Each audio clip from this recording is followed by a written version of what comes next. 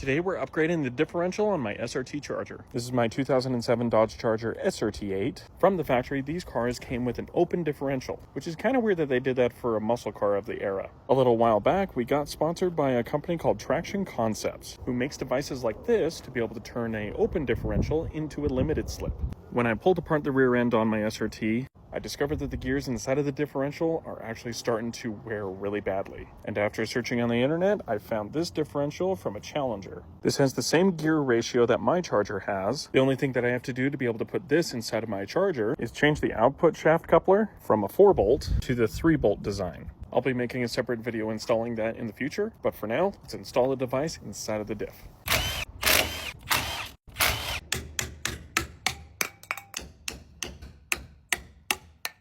Now on this design, in order to get that center pin that holds the spider gears together out, we have to remove the ring gear. How do we get the ring gear out? We've got to pull the whole differential assembly out of the housing, which requires a special tool to be able to remove this large snap ring. This tool is made by Lang Tools, and it's by far the biggest reason why I haven't done this sooner. Because, you know, stuff's expensive. Getting specialized tools to do this, it can be expensive.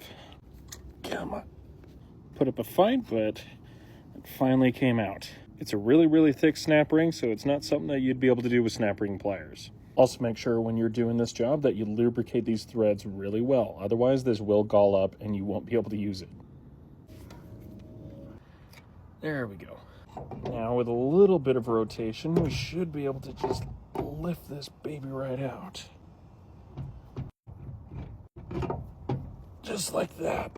Make sure to clean your bearings. The bearings on each side are a different thickness, so make sure that you don't forget which one goes where. On this specific one, skinnier one is on the passenger side, thicker one is on the driver's side. Looks like I need to go to the parts store because the biggest size socket I have is a T55, and this is more than likely a T60.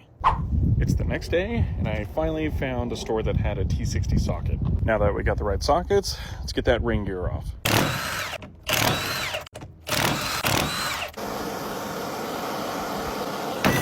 Thermal expansion works every time. We gotta knock out this pin that is all the way through this shaft so that we can get the spider gears out.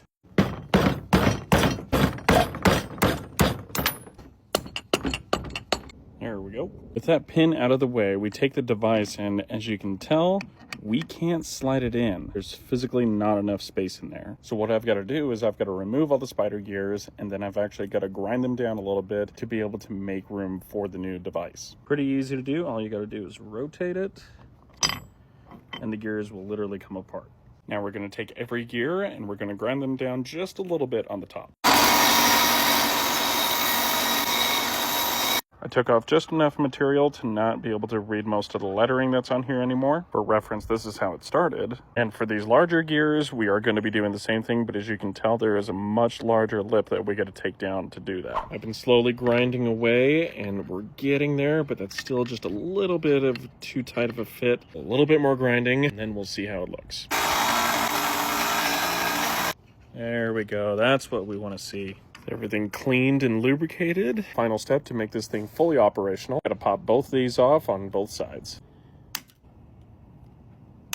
And don't forget to pull out each one of these little pins. So we'll get everything installed now in the rear differential housing, torque everything to spec, and then be sure to stick around for a future video where we install it inside of my charger, which I'm hoping to get in before winter fully settles in.